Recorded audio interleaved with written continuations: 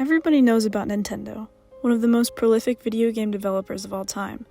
If you were to take a wild guess, when do you think Nintendo was founded? Well, Nintendo was founded by Fusajiro Yamauchi in 1889. Nintendo actually started out as a playing card company in Kyoto. They made Hanafudu cards, which are a Japanese deck of 48 playing cards with 12 suits, each representing a month of the year. In 1949, Hiroshi Yamauchi, Fusajiro's great-grandson, took over Nintendo, which led the company down many paths towards other lines of business, like toys, taxis, and love hotels. Oh, yeah. It wasn't until the 70s that the company entered the electronic gaming business.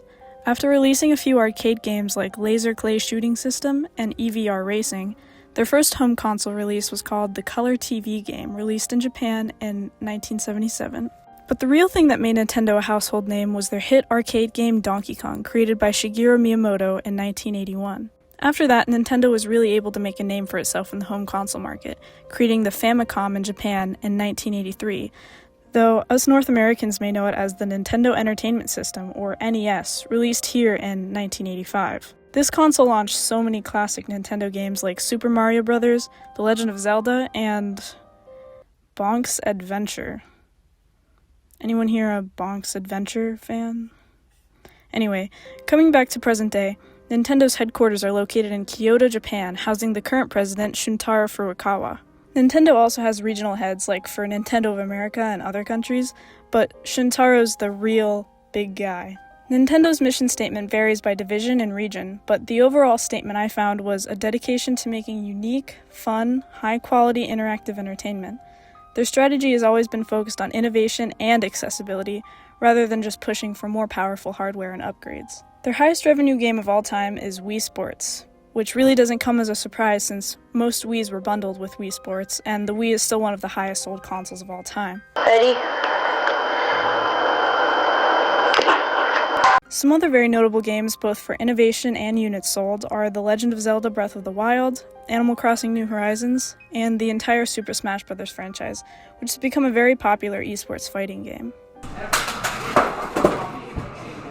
In recent news, Nintendo released their new console, the Switch 2, this past June, breaking records for being the fastest-selling video game console in US history. And don't worry, they're still riding the high of Switch 2 consoles sold, as we're up to 10.36 million units sold as of November 2025. And it must be sequel year for Nintendo, as they also recently released the trailer for the Super Mario Galaxy movie, which is the successor of their wildly popular Super Mario Bros. Movie. They also just announced a huge Animal Crossing New Horizons free update, adding like a ton of new things, and I know that's not quite as impactful as the other two, but I'm personally so excited for January. Even with all their successes, Nintendo has also fallen flat at points. An example of one is the Virtual Boy. Many of you have probably heard of the Game Boy, an extremely successful handheld console released by Nintendo in 1989. Well, the name scheme is where the similarities stop for these two. The Virtual Boy was a home console released in 1995, meant to be Nintendo's first step into virtual reality. The system used stereoscopic 3D graphics to try and immerse the player into the game, but what it really ended up doing was giving everyone headaches and motion sickness.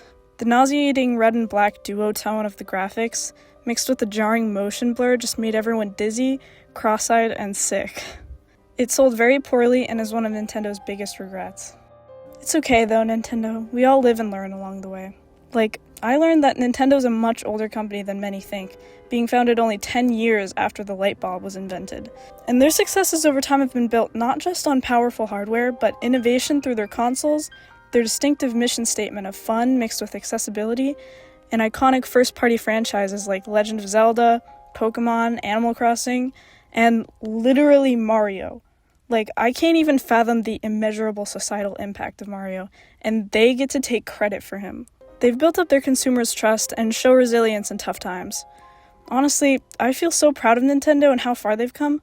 I'm gonna play Animal Crossing for about 5 hours to celebrate.